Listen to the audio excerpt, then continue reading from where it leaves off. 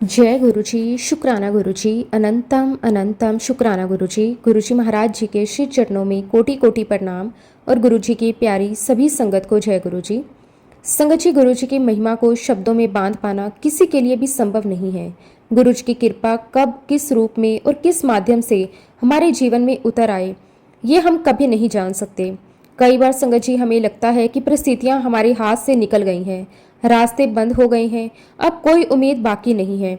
लेकिन ठीक उसी पल गुरुजी अपनी कृपा का ऐसा हाथ हमारे सर पर रखते हैं कि असंभव भी संभव हो जाता है। गुरुजी महाराज जी की मेहर वो शक्ति है जो इंसान को वहां से वापस ले आती है जहां से उसे लगता है कि अब वापसी का कोई रास्ता नहीं बचा। जब संसार के सारे सहारे कमजोर पड़ जाते हैं, तब गुरुजी का सहारा हमारे साथ खड़ा होता है। जब इंसान अपनी शक्ति से हारने लगता है, तब गुरुजी अपनी कृपा से उसे संभाल लेते हैं। कई बार गुरुजी हमें ऐसी परिस्थितियों से निकालते हैं जिनके बारे में सोचकर आज भी हमारी रूह कांप उठती है। उस समय हमें कुछ भी समझ नहीं आता कि आगे क्या होगा, लेकिन बाद में जब हम पीछे मुड़कर देखते हैं तो एहसास होता है कि हर कदम पर गुरुजी हमारे साथ थे। संगत जी, आज का सत्संग बहुत ही सुंदर, बहुत ही प्यारा सत्संग है। गुरुजी महाराज जी की बहुत ही प्यारी और पुरानी संगत का सत्संग है। संगत जी, सत्संग को पूरा जरूर सुने, पूरे भक्ति भाव के साथ सुने, क्योंकि हर एक सत्संग में गुरुजी महाराज हमें अपनी भरपूर ब्लेसिंग्स देते हैं। संगत जी, सत्संग शुरू करने से पहले मैं आप सबसे एक छोटी सी रिक्वेस्ट करूंगी कि अगर अभी तक आपने गुरुजी की संगत चैनल को सब्सक्राइब नहीं किया तो हमारे इस चैनल को सब्सक्राइब जरूर कर लें, क्योंकि इस चैनल पर आपको गुरुजी के बहुत ही प्यारे प्यारे सत्संग सुनने को मिलते रहेंगे। तो चलिए संगत जी, पूरे भक्ति भाव के साथ इस सत्संग की शुरुआत करते हैं। जय गुरु जी, शुक्राना गुरु जी, अनंतम अनंतम शुक्राना गुरु जी। जय गुरु जी, शुक्राना गुरु जी। आज का दिन मेरे लिए बहुत ही भाग्य वाला दिन है कि गुरुजी महाराज जी ने एक बार फिर मुझे अपने सत्संग को सुनाने का अवसर प्रदान किया। गुरुजी की महिमा सुनाना, गुरुजी की बातें सुनाना, गुरुजी के किसी प्यारे बच्चे को अनुभव संगत के साथ बांटना अपने आप में गुरुजी की बहुत बड़ी कृपा है। सबसे पहले संगत जी, उस ऊपर वाले परम पिता परमेश्वर गुरुजी महाराज जी का बहुत बहुत शुक्राना कि एक बार फिर गुरुजी ने मुझे अपने सत्संग की दात बख्शी। इसमें भी शायद गुरुजी मेरा ही कल्याण कर रहे हैं। शुक्राना मेरे मालिक, आपका अनंतम अनंतम शुक्राना। संगत जी, जब हम गुरुजी का सत्संग सुनते हैं तो हमें लगता है कि हम किसी और की कहानी सुन रहे हैं, लेकिन वास्तव में गुरुजी का सत्संग हर बार हमारे जीवन के लिए भी एक संदेश लेकर आता है। गुरुजी किसी एक संगत के माध्यम से पूरी संगत को कुछ न कुछ समझाते हैं।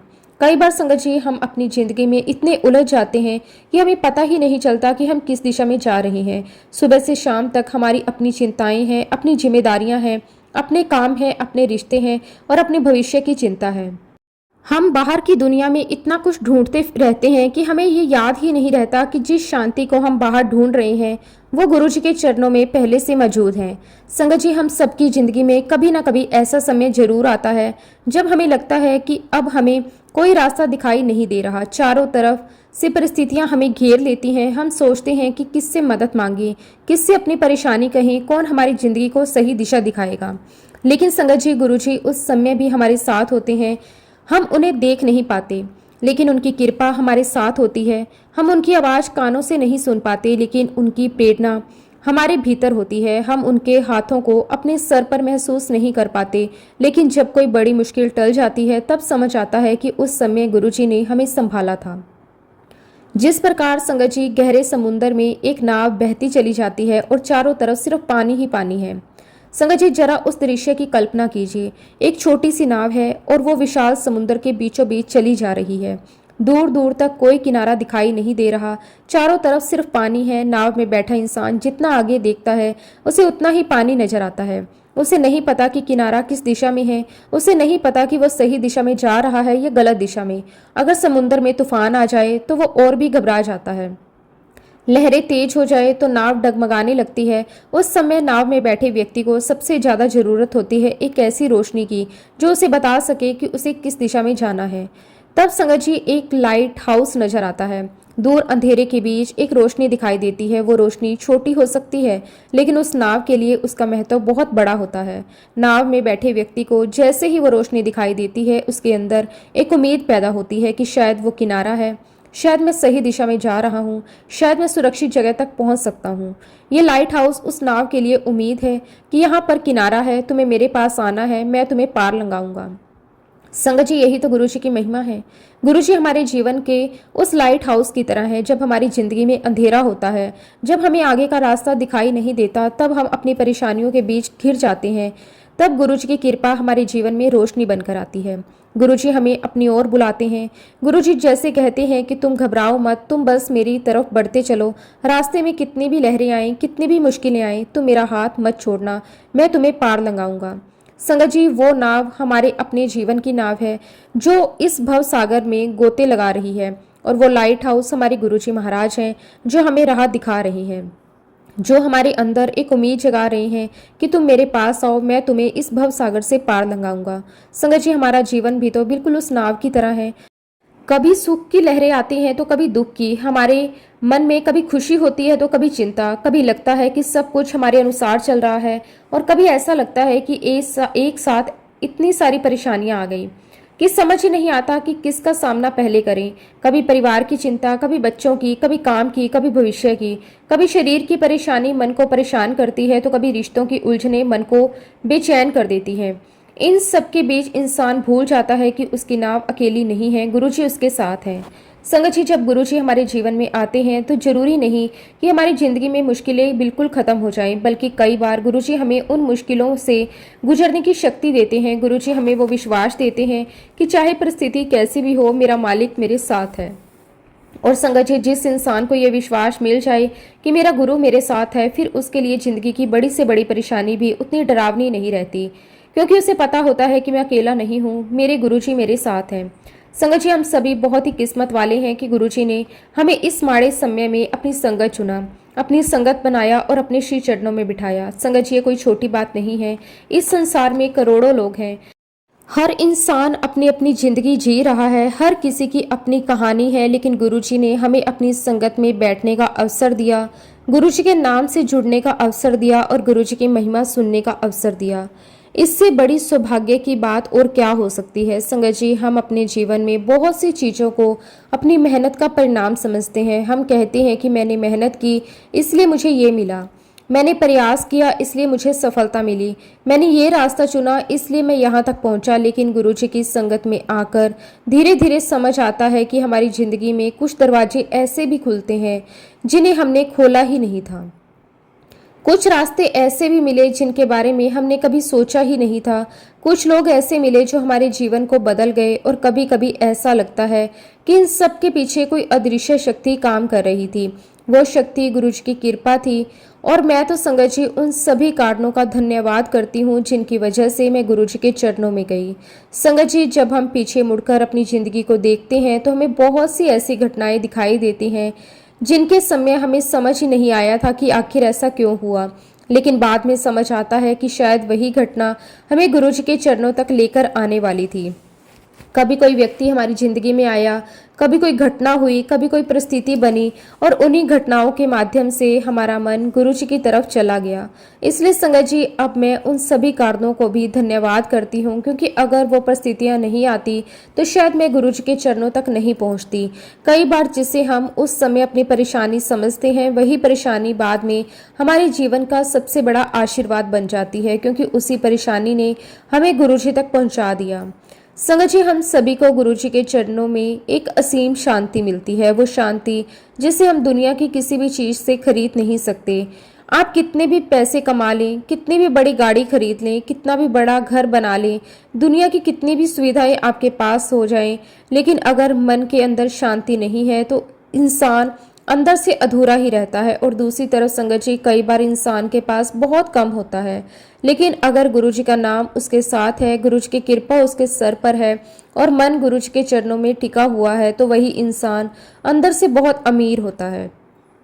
जबकि संगत जी, इस कलयुग के समय में जहाँ पर सभी इंसान पैसे कमाने की होड़ में लगे हुए हैं, आज हर कोई भाग रहा है, कोई पैसा कमाने के लिए भाग रहा है, कोई अपना नाम बनाने के लिए भाग रहा है, कोई दूसरों से आगे निकलने के लिए भाग रहा है। हर इंसान के पास कुछ न कुछ पाने की चाहत है।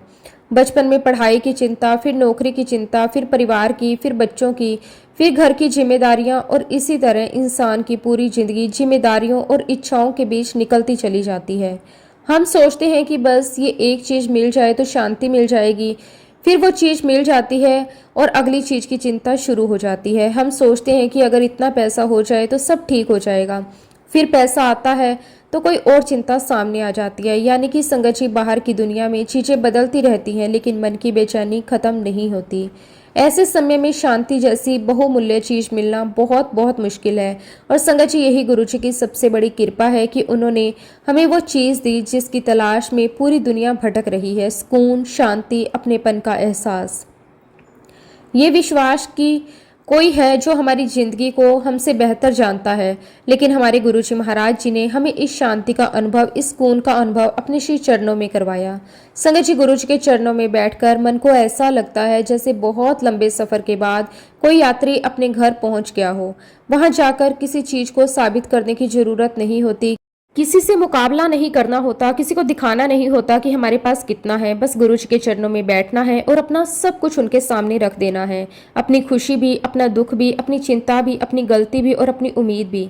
गुरुजी के सामने इंसान जैसा है वैसा ही रह सकता है। और संगत जी, कितनी बड़ी बात है कि हमें गुरुजी महाराज जी के चरणों की धूल कितनी आसानी से मिल गई। संगत जी, हम सोचिए तो ये बात अपने आप में कितनी अद्भुत है। हमने इसके लिए कोई बड़ा तप नहीं किया, हमने कोई कठिन साधना नहीं की, हमने कोई ऐसा महान कार्य नहीं किया कि जिसके बदले हमें गुरुजी महाराज जी का साथ मिल गया हो। गुरुजी ने तो बस अपनी कृपा कर दी। ना हमने कोई तप किया, ना कोई जप किया और ना ही किसी प्रकार का प्रयत्न किया। संगत जी, यही तो गुरुजी की दरिया दिली है।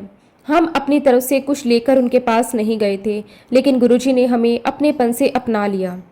हम खाली हाथ गए थे और गुरुजी ने हमें अपने प्रेम से भर दिया। हम परेशान होकर गए थे और गुरुजी ने हमें शांति दे दी। हम उलझन लेकर गए थे और गुरुजी ने हमें विश्वास दे दिया। हम रास्ता पूछते हुए गए थे और गुरुजी ने हमें अपनी शरण दे दी। और देखा जाए संगत जी, तो हम सभी को गुरुजी महाराज बड़ी आसानी से मिल गए। संगत जी, कभी कभी हम सोचते हैं कि गुरुजी को पाना कितना आसान था, लेकिन वास्तव में ये आसानी भी गुरुजी की ही कृपा थी। हमने कोई दावा नहीं किया था कि हम इतने योग्य हैं कि गुरुजी हमें मिले। हमने कोई अधिकार नहीं जताया था कि गुरुजी ने खुद हमें अपनी संगत में खींच लिया। गुरुजी ने खुद हमारे जीवन में वो जगह बनाई जहां से हम उन्हें भूल नहीं सके। गुरुजी कहा भी करते थे, तुम्हें पता ही नहीं कि तुम्हें क्या मिल गया है। संगत जी, अब मैं आपके साथ एक बहुत ही प्यारा सत्संग शेयर करना चाहती हूँ। ये बात है संगत जी उस दौरान की जब कारगिल युद्ध चल रहा था। संगत जी, वो समय हमारे देश के लिए बहुत ही कठिन समय था। चारों तरफ देश की चिंता का माहौल था। हर किसी की नज़र देश की खबरों पर रहती थी। टीवी पर, अखबारों में, लोगों की बातचीत में बस कारगिल युद्ध की ही चर्चा होती थी। हमारे जवान किस तरह देश की रक्षा के लिए जान की बाजी लगा रहे थे, किस तरह कठिन परिस्थितियों में सीमा पर डटे हुए थे, ये सोचकर हर देशवासी के मन में अपने जवानों के लिए सम्मान और भाव उमड़ता था। संगत जी, हम अपने घरों में बैठकर युद्ध की खबरें सुन रहे थे, लेकिन सीमा पर हमारे जवान किन परिस्थितियों से गुजर रहे थे इसका अंदाजा लगाना भी हमारे लिए मुश्किल था। पहाड़ों पर बर्फीली हवाएं, दुर्गम रास्ते, ऊंची चोटियां और दूसरी तरफ दुश्मन का सामना। ऐसे समय में हमारे जवान किस हिम्मत के साथ खड़े थे, वो अपने आप में बहुत बड़ी बात थी। और संगत जी, उसी समय हमारे गुरुजी महाराज जी के जीवन में भी कुछ ऐसा हो रहा था जिसे देखकर संगत हैरान और परेशान थी। संगत जी, जैसा कि हम सभी जानते हैं, गुरुजी महाराज बहुत ही सुंदर हैं, बहुत ही गोरे चिट्टे, और उनकी जो स्किन का कलर है वो एकदम पिंकिश है। और संगत जी, इतनी सुंदर त्वचा पर अगर कुछ भी होता है तो वो स्पष्ट दिखाई देता है। संगत जी, गुरुजी महाराज जी का चेहरा हमेशा बहुत ही तेजस्वी दिखाई देता था। उनकी त्वचा इतनी साफ और सुंदर थी कि उनके चेहरे पर होने वाला छोटा सा बदलाव भी संगत की नज़र से छिप नहीं सकता था। हम गुरुजी को बहुत ही ध्यान से देखते थे, गुरुजी की मुस्कान देखते थे, उनके चेहरे का तेज देखते थे। गुरुजी की हर छोटी बड़ी बात संगत के लिए बहुत मायने रखती थी। इसलिए जब गुरुजी के चेहरे पर कुछ अलग दिखाई देना शुरू हुआ तो संगत का ध्यान स्वाभाविक रूप से उस तरफ जाने लगा। तो संगत जी, जब कारगिल युद्ध चल रहा था उन दिनों हमने गुरुजी को देखा तो गुरुजी के माथे पर छोटे छोटे काले काले स्पॉट्स नजर आने शुरू हो गए। संगत जी, शुरुआत में तो हमने सोचा कि शायद ये कोई सामान्य बात होगी। कभी कभी मौसम की वजह से, थकान की वजह से या किसी और कारण से त्वचा पर छोटे मोटे निशान आ जाते हैं, इसलिए हमने उस समय ज़्यादा ध्यान नहीं दिया। लेकिन धीरे धीरे संगत जी, हमने देखा कि वो निशान कम होने की बजाय बढ़ते जा रहे हैं। गुरुजी के माथे पर जो छोटे छोटे काले स्पॉट्स दिखाई दे रहे थे वे संगत की आंखों में साफ नजर आने लगे और संगत जी धीरे धीरे वो काले धब्बे गुरुजी के हाथों पर पैरों पर आने लगे। अब संगत जी जब ये निशान सिर्फ माथे तक सीमित नहीं रहे और गुरुजी के हाथों और पैरों पर भी दिखाई देने लगे तो संगत के मन में चिंता बढ़ने लगी।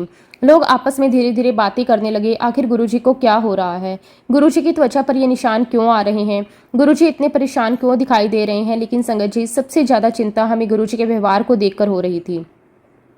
संगत जी उन दिनों गुरुजी ने जैसे मुस्कुराना ही छोड़ दिया था। जो गुरुजी हमेशा अपनी प्यारी सी मुस्कान से संगत के मन को आनंदित कर देते थे, उन्हीं गुरुजी के चेहरे पर उन दिनों एक अलग ही गंभीरता दिखाई देती थी। बिल्कुल सीरियस रहते थे, किसी से बात नहीं करते थे, बस पूरा टाइम गुरुजी महाराज अपने सर पर अपने दोनों हाथ रखकर बस नीचे देखते रहते थे। संगत जी आप सोच सकते हैं कि जिस गुरुजी को हम हमेशा संगत के बीच देखते थे, जिनके आसपास हमेशा एक अलग ही ऊर्जा और प्रसन्नता का वातावरण रहता था, उन्हें इस तरह शांत और गंभीर देखकर संगत के मन पर क्या गुजरती होगी। हम गुरुजी के चेहरे की तरफ देखते और फिर एक दूसरे की तरफ देखने लगते। किसी की हिम्मत नहीं होती थी गुरुजी से जाकर पूछे कि गुरुजी आपको क्या हुआ, क्योंकि संगत जी गुरुजी के सामने जाकर अपनी बात कह देना आसान होता है, लेकिन गुरुजी के बारे में कोई सवाल करना, वो भी ऐसी परिस्थिति में जब गुरुजी खुद बिल्कुल शांत हो, ये हमारे लिए बहुत कठिन था। हम बस गुरुजी को देखते रहते, मन में उनके लिए चिंता होती, मन ही मन गुरुजी से प्रार्थना करते कि गुरुजी आप ठीक रहें। संगत जी उस समय हमें बिल्कुल समझ नहीं आ रहा था कि आखिर ये सब क्या हो रहा है। अब संगत जी पूरे दरबार में हलचल सी मच गई। दरबार में बाहर से सब कुछ सामान्य दिखाई देता था, लेकिन संगत के मन के अंदर बहुत सारे सवाल चल रहे थे। सभी आपस में यही सोचने लगे कि आखिर क्या बात हो गई, गुरुजी ऐसे क्यों हो गए, गुरुजी इतने गंभीर क्यों रहते हैं, उनकी त्वचा पर ये काले काले निशान क्यों आ रहे हैं। संगत जी सबसे बड़ी बात ये कि गुरुजी किसी से बात क्यों नहीं कर रहे। जब किसी से हमारा प्रेम हो जाता है ना, तो उसके चेहरे का छोटा सा बदलाव भी हमें महसूस होने लगता है। गुरुजी से तो पूरी संगत का ऐसा ही प्रेम था, इसलिए गुरुजी की परेशानी देखकर हर संगत के मन में बेचैनी होना स्वाभाविक था। एक बार की बात है संगत जी, जब सत्संग खत्म हुआ तो गुरुजी ने सभी संगत को जाने दिया। सिर्फ हम 3 संगत को अपने पास रोका, मैं, मेरे हस्बैंड और एक कर्नल अंकल। संगत जी उस समय हमें भी समझ नहीं आया कि गुरुजी ने हमें अपने पास क्यों रोका है। हम तीनों गुरुजी के सामने बैठ गए। गुरुजी बहुत गंभीर थे, वहाँ कोई शोर नहीं था, सत्संग खत्म हो चुका था और बाकी संगत जा चुकी थी। अब वहाँ केवल हम 3 लोग थे और गुरुजी थे। संगत जी उस समय मन में एक अलग ही भावना थी। हम गुरुजी के सामने बैठे थे और गुरुजी की तरफ देख रहे थे। तभी गुरुजी ने कर्नल अंकल की तरफ देखा। तब गुरुजी ने कर्नल अंकल से कहा कि जनरल वर्मा अंकल को फोन लगाओ। संगत जी अब आप सोचिए कि गुरुजी ने अचानक जनरल वर्मा अंकल को फोन लगाने के लिए क्यों कहा होगा। अब संगत जी जनरल वर्मा अंकल उस समय भारत के मिलिट्री असिस्टेंट थे, इसलिए जब गुरुजी ने उनका नाम लिया तो हमारे लिए भी ये बात बहुत ही इंपॉर्टेंट हो गई।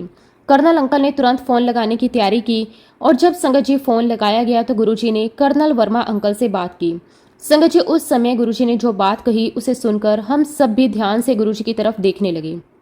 गुरुजी ने कहा, वर्मा अंकल, ऐस तो टाइगर हिल ले लिया, जिसका मतलब था कि हमने टाइगर हिल को जीत लिया। संगत जी गुरुजी ने ये बात इतनी सहजता से कही जैसे उन्हें पहले से पता हो कि वहाँ क्या हुआ है, लेकिन दूसरी तरफ कर्नल वर्मा अंकल के लिए ये बात चौंकाने वाली थी। अब चूंकि संगत जी कर्नल वर्मा अंकल के पास जितनी भी गतिविधियां होती हैं उनकी खबर आ जाती है, क्योंकि वो उस समय एक बहुत ही इम्पोर्टेंट पद पर थे और देश के सैन्य गतिविधियों से जुड़ी सूचनाएं उनके पास आती रहती थी। इसलिए जब गुरुजी ने उनसे कहा कि टाइगर हिल ले लिया तो स्वाभाविक रूप से कर्नल वर्मा अंकल को भी आश्चर्य हुआ। वर्मा अंकल ने कहा कि गुरुजी, मुझे तो इस बारे में कोई जानकारी नहीं है और ना ही मेरे पास कोई ऐसी सूचना आई है। संगत जी आप सोचिए, एक तरफ गुरुजी पूरे विश्वास के साथ कह रहे थे कि टाइगर हिल ले लिया है और दूसरी तरफ कर्नल वर्मा अंकल कह रहे थे कि उनके पास ऐसी कोई सूचना नहीं आई, लेकिन गुरुजी महाराज बिल्कुल शांत थे। तब गुरुजी ने फिर से कहा कि वर्मा अंकल, मैंने कहा ना टाइगर हिल ले लिया है। संगत जी गुरुजी ने यह बात दोबारा कही, जैसे उन्हें पूरा विश्वास था कि वो जो कह रहे हैं वो बिल्कुल सत्य है। ऐसा बोलकर गुरुजी ने फ़ोन रख दिया। संगत जी हम तीनों भी चुपचाप बैठे थे। हमारे मन में भी यही बात चल रही थी कि गुरुजी ने ऐसा क्यों कहा। क्या गुरुजी को पहले से कुछ पता है? क्या वहाँ कुछ ऐसा हो चुका है जिसकी खबर अभी तक यहाँ नहीं पहुँची, या गुरुजी किसी ऐसी बात को जान रहे हैं जिसे हम समझ नहीं पा रहे। संगत जी, उस समय हमारे पास इन सवालों का कोई जवाब नहीं था। हम बस गुरुजी के सामने बैठे थे। गुरुजी वैसे ही शांत थे। संगत जी, लगभग 2 या 4 मिनट ही हुए होंगे कि कर्नल वर्मा अंकल का दोबारा फ़ोन आया। और संगत जी, इतनी जल्दी दोबारा फ़ोन आते ही हमें बिल्कुल उम्मीद नहीं थी कि कर्नल अंकल ने फ़ोन उठाया और गुरुजी से बात करवाई। और उन्होंने गुरुजी से कहा कि हाँ जी गुरुजी, आप बिल्कुल सही कह रहे थे, हमने टाइगर हिल को जीत लिया है। सोचिए संगत जी, उस समय का वो दृश्य कैसा रहा होगा। कुछ ही मिनट पहले गुरुजी ने कहा था कि टाइगर हिल ले लिया है, और उस समय कर्नल वर्मा अंकल ने कहा था कि उन्हें इसकी कोई जानकारी नहीं है।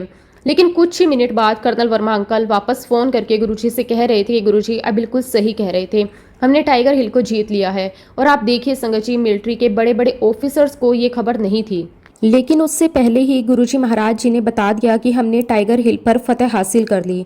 संगत जी, आप जरा इस बात को महसूस कीजिए कि जिस खबर के बारे में उस समय बड़े बड़े मिलिट्री ऑफिसर तक को जानकारी नहीं थी, वो बात गुरुजी महाराज जी ने पहले ही बता दी। हम तो गुरुजी के सामने बैठे थे और गुरुजी ने बिल्कुल सहज भाव से कह दिया कि टाइगर हिल ले लिया। उस समय शायद हम इस बात की गहराई को पूरी तरह समझ भी नहीं पाए थे, लेकिन जब कुछ ही मिनट बाद फ़ोन आया और वही बात सच साबित हुई, तब संगत जी हमारे मन में एक ही बात आई कि गुरुजी महाराज जी की पहुंच हमारी सोच से कितनी आगे है। गुरुजी के लिए समय और स्थान की सीमाएं क्या मायने रखती है, ये हमारी समझ से बाहर की बात है। जिस चीज़ को जानने के लिए दुनिया को खबर का इंतजार करना पड़े, जिस जानकारी तक पहुंचने में बड़े बड़े अधिकारियों को भी समय लगे, गुरुजी ने वो बात पहले ही बता दी।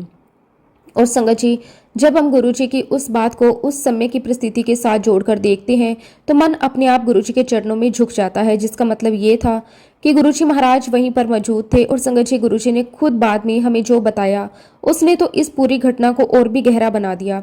इतना ही नहीं संगत जी, जब गुरुजी महाराज जी ने अपना चोला उतारा और जैसे ही गुरुजी ने अपनी बनियान निकाली, संगत जी हमें देखकर हम तो सब दंग ही रह गए, क्योंकि गुरुजी की छाती पर, पूरी छाती पर काले काले धब्बों के निशान थे। संगत जी, जिस तरह के निशान हमने पहले गुरुजी के माथे पर देखे थे, फिर उनके हाथों और पैरों पर देखे थे, उसी तरह के काले काले निशान गुरुजी की पूरी छाती पर दिखाई दे रहे थे।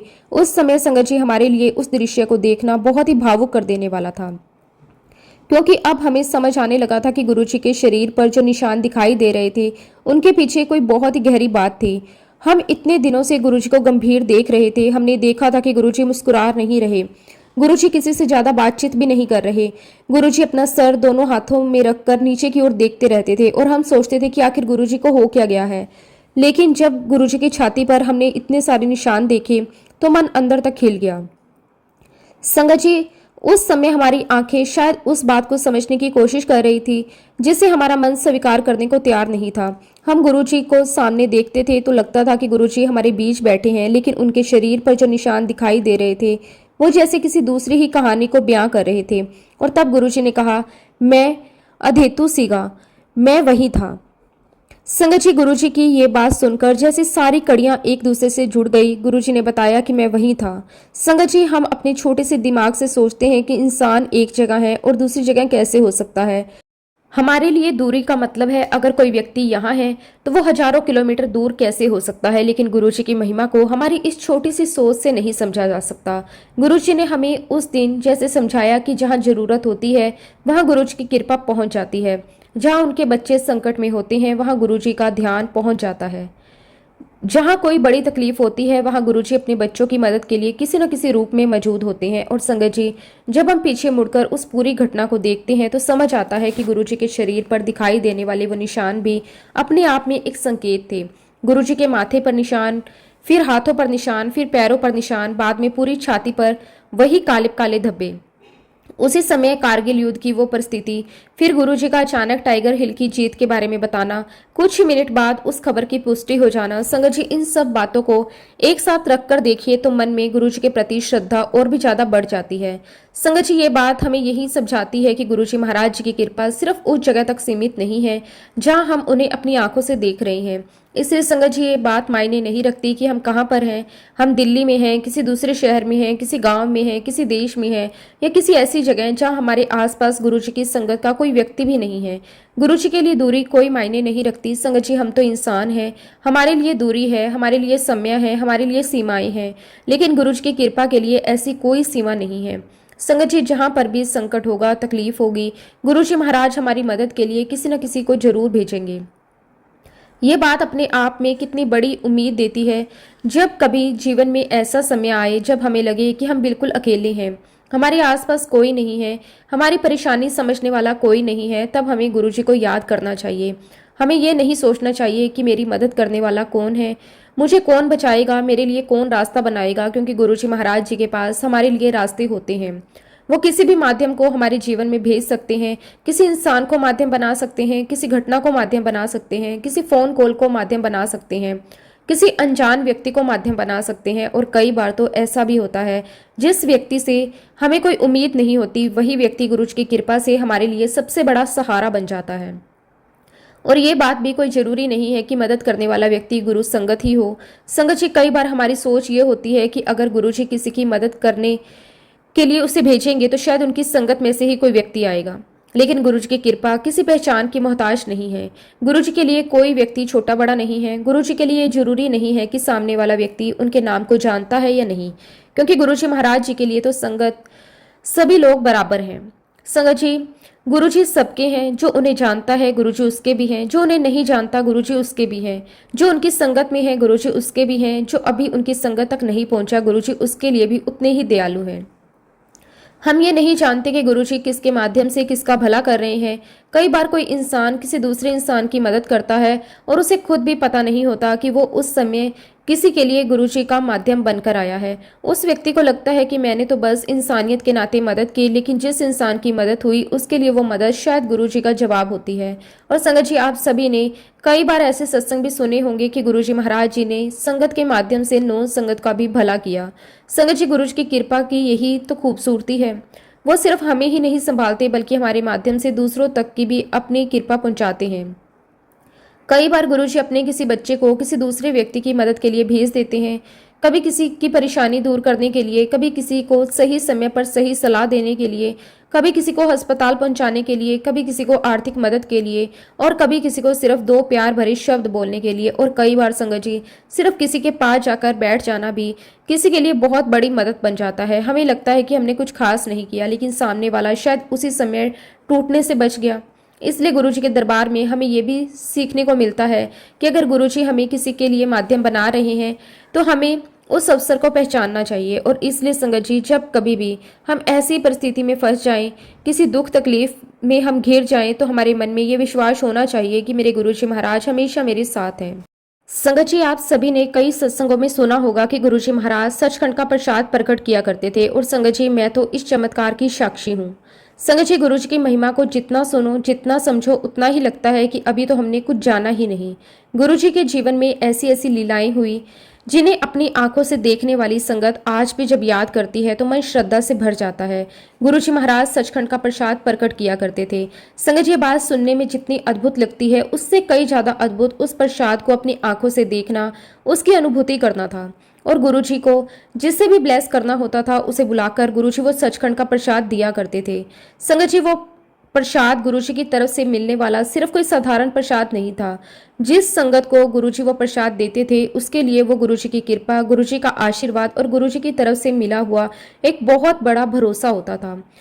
कई संगतों ने ऐसे अनुभव किए कि उसे प्राप्त करने के बाद न सिर्फ उनके शारीरिक कष्ट दूर होते, उनके जीवन की हर परेशानियां भी दूर हुई हैं। संगत जी, जब इंसान किसी परेशानी में होता है तो उसे लगता है कि मेरी एक समस्या हल हो जाए तो मैं सुखी हो जाऊंगा। लेकिन गुरुजी की कृपा सिर्फ एक परेशानी तक सीमित नहीं रहती। गुरुजी अगर किसी का हाथ पकड़ते हैं तो उसके जीवन के कई रास्ते अपने आप खुलने लगते हैं। किसी के शरीर की परेशानी दूर होती है, किसी के घर की परेशानी खत्म होती है, किसी के रिश्तों में शांति आती है, किसी की आर्थिक स्थिति सुधरती है और किसी के मन का डर दूर हो जाता है।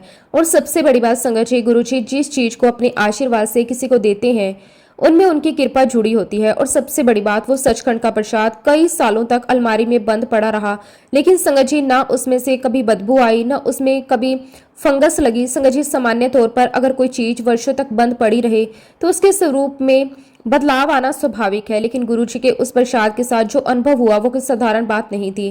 कई साल तक वो प्रसाद अलमारी में बंद रहा, समय बीतता गया, मौसम बदलते रहे, गर्मी आई, सर्दी आई, बरसात हुई, लेकिन संगत जी जब भी उस प्रसाद को मैं देखा उसमें वही पवित्रता दिखाई दी, बल्कि हर बार उससे भी वही तरोताजा खुशबू आती थी, जैसे कि अभी अभी किसी ने रखा हो।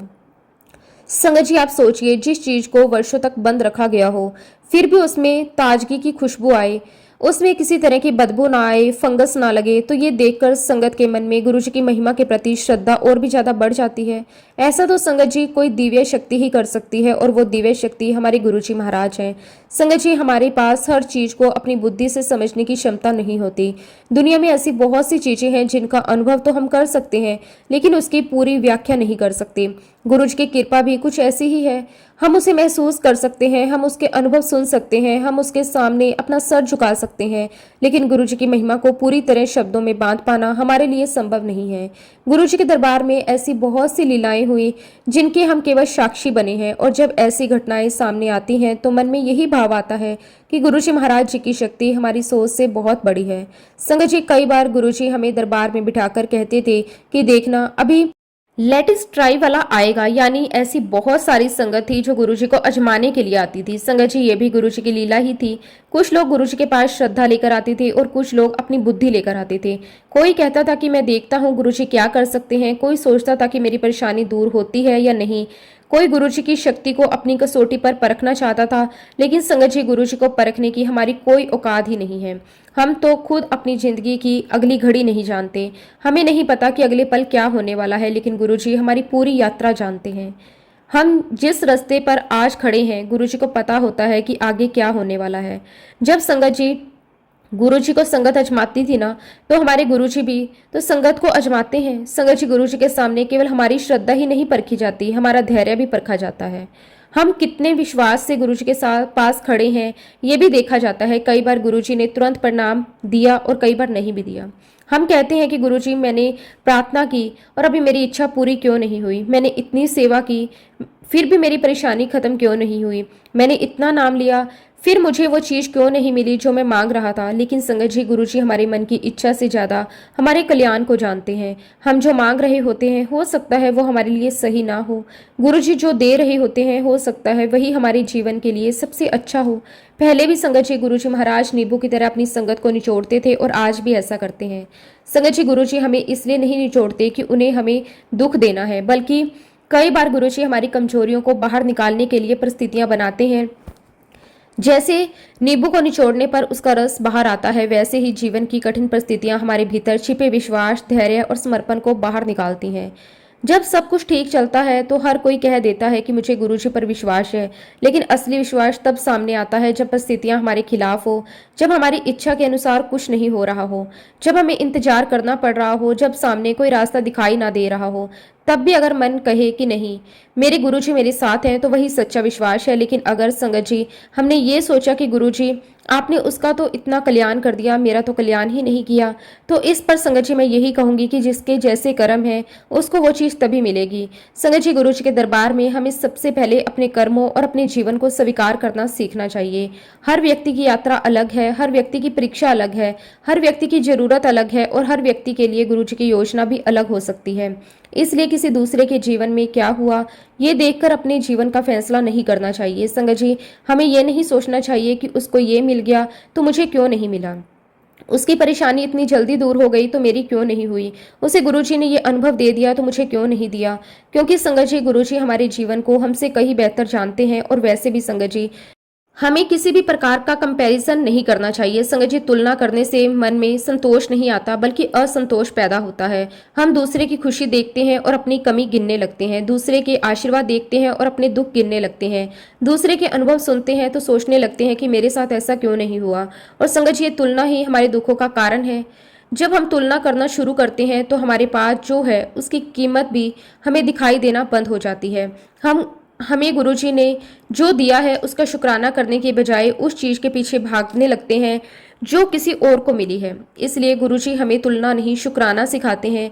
गुरुजी हमें कहते हैं कि तुम्हें जो मिला है पहले उसका शुक्राना करो, जो नहीं मिला उसे गुरुजी के चरणों में छोड़ दो, जो परेशानी है उसे भी गुरुजी के हवाले कर दो, जो खुशी है उसका भी शुक्राना करो। संगत जी, जब मन में ये भाव आ जाता है कि गुरुजी मेरे हैं और मैं गुरुजी का हूँ, तब धीरे धीरे तुलना खत्म होने लगती है और फिर हमें दूसरे की जिंदगी देखकर दुख नहीं होता। हम कहते हैं गुरुजी, जिसे आपने जो दिया बहुत अच्छा दिया, मुझे जो दिया मेरे लिए वही सबसे अच्छा है, क्योंकि मेरा मालिक मुझसे ज्यादा मुझे जानता है। संगत जी, गुरुजी की कृपा को पाने का सबसे सुंदर रास्ता यही है कि हम अपने मन को साफ रखें, गुरुजी के प्रति विश्वास रखें और दूसरों से अपनी तुलना ना करें। हमें किसी दूसरे की यात्रा देखकर अपनी यात्रा पर सवाल नहीं उठाना चाहिए, क्योंकि संगत जी, गुरु जी हर बच्चे को अलग रास्ते से अपने पास लेकर जाते हैं। किसी को जल्दी बुलाते हैं, किसी को धीरे धीरे तैयार करते हैं, किसी को पहले परीक्षा देते हैं और फिर आशीर्वाद, किसी को पहले आशीर्वाद देते हैं और बाद में उसकी परीक्षा लेते हैं। लेकिन उद्देश्य एक ही है, अपने बच्चे का कल्याण। इसलिए संगत जी, उस माड़े समय में भी सिर्फ गुरु जी के चरणों का ध्यान करें, गुरु जी का मंत्र जाप करें। संगत जी, ऐसे ही एक बार की बात है, मेरे हस्बैंड के पेट में बहुत दर्द हो रहा था। डॉक्टर को भी दिखाया लेकिन कुछ भी डायग्नोज नहीं हुआ। तब संगत जी, मैंने अपने हस्बैंड से कहा कि एक काम करते हैं, शाम को गुरुजी महाराज के पास जाएंगे तो आप उनको बोल देना।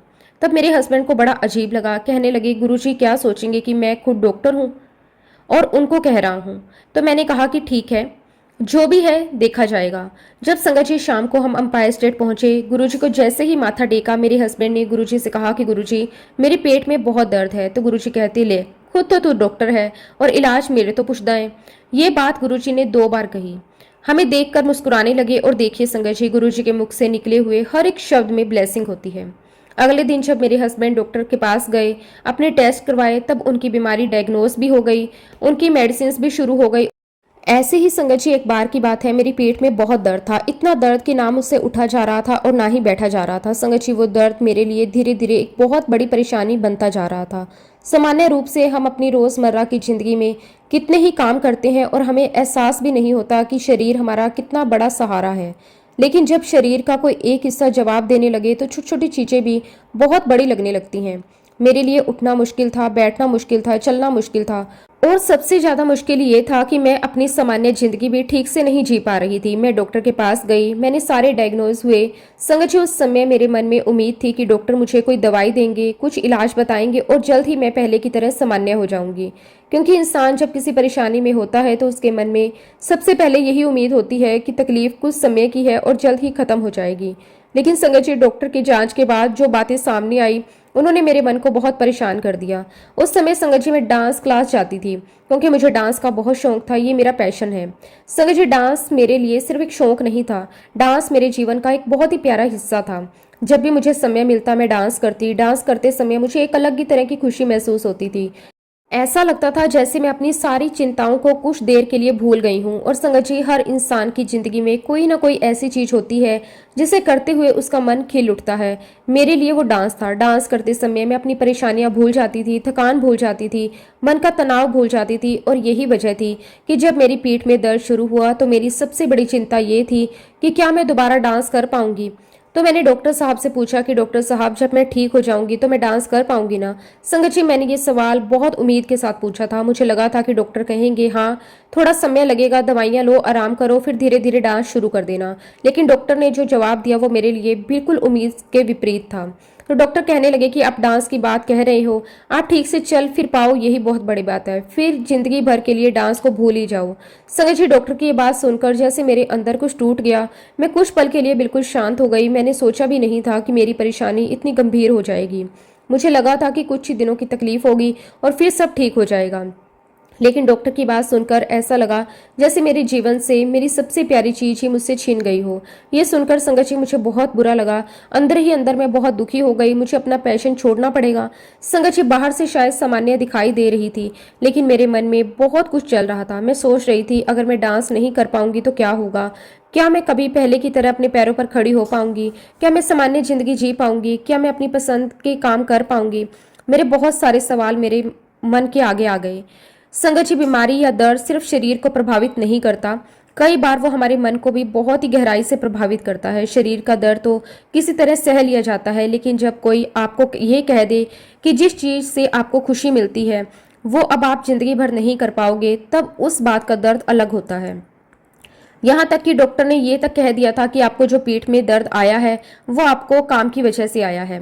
क्योंकि संगत जी, मेरा काम ही ऐसा था कि मुझे सारा दिन खड़ा रहना पड़ता था।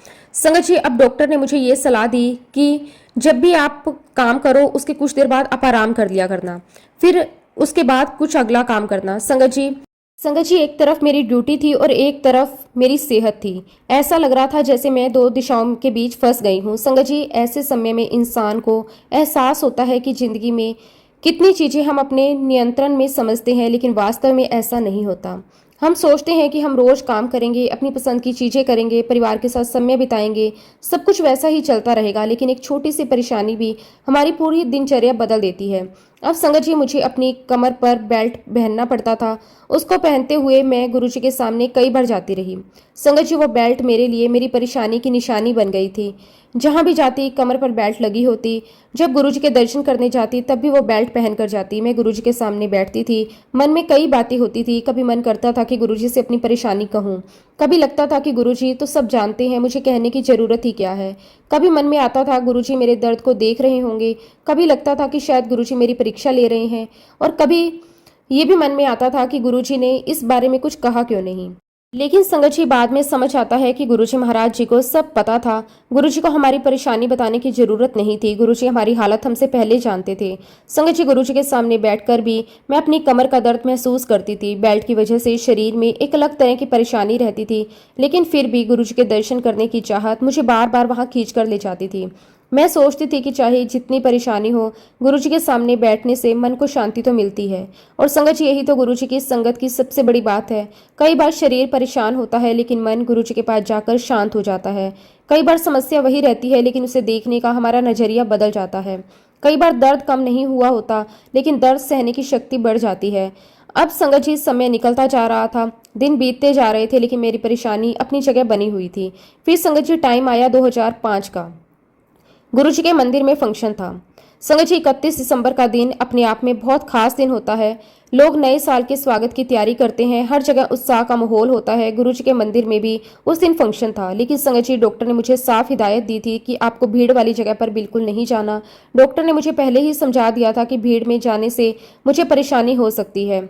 अगर गलती से आपको धक्का लग गया, आपके लिए बहुत मुश्किल हो जाएगी। डॉक्टर की बात बिल्कुल सही थी। मेरी कमर की हालत ऐसी थी कि एक छोटा सा झटका भी मेरे लिए तकलीफ बढ़ा सकता था।